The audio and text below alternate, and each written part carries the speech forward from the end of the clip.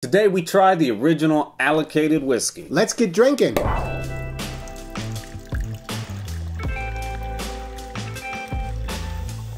This isn't a bottle, if you could guess. This is a bag over a bottle. We're gonna do a big reveal in case you didn't know what the original allocated whiskey was. I'll give a little bit of an introduction. So for those of you who don't know, allocated means that the distillery and the distributors, they only give a certain amount of bottles to markets around the country or the world.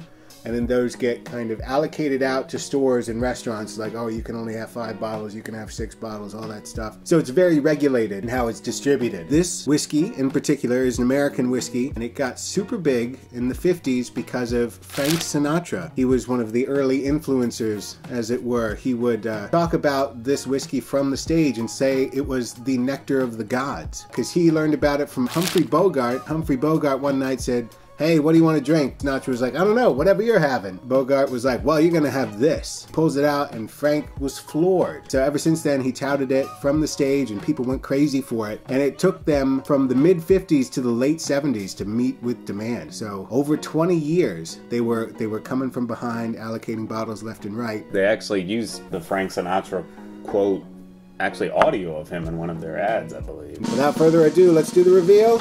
Jack Daniels. Jack Daniels. The original allocated whiskey from Lynchburg, Tennessee. Old number 7. It's the iconic bottle. You see it everywhere. They were the original ones to do a square bottle. You see Jim Beam, Evan Williams, Benchmark, all of their baseline whiskeys are in square bottles, I'm sure, because of Jack Daniels. This is my early 20s here. So. Yeah. Tennessee whiskey. It meets all the requirements for bourbon, except they go an extra step and they put it through charcoal mellowing, which gives it that distinct Tennessee whiskey flavor. So let's give it a nose. Jack Daniels. Can't beat it. Yeah, so, I mean, yeah, just kind of like that ripe banana, you know. I mean, it's kind of more nostalgic for me. I've always enjoyed this. Like, when I didn't know what to order at a bar, I was Jack on the rocks. Because, you know, it's quick, easy, and it sounds like you know what you're talking about. This gives me hope for the Buffalo Trace whiskeys that are all allocated all over the country, because they just announced that they're opening more warehouses, more distilling processes, and I hope maybe in 15, 20 years you'll be able to get them as easily as you can get Jack Daniels. We'll see. Fingers crossed. It's like banana bread on the nose.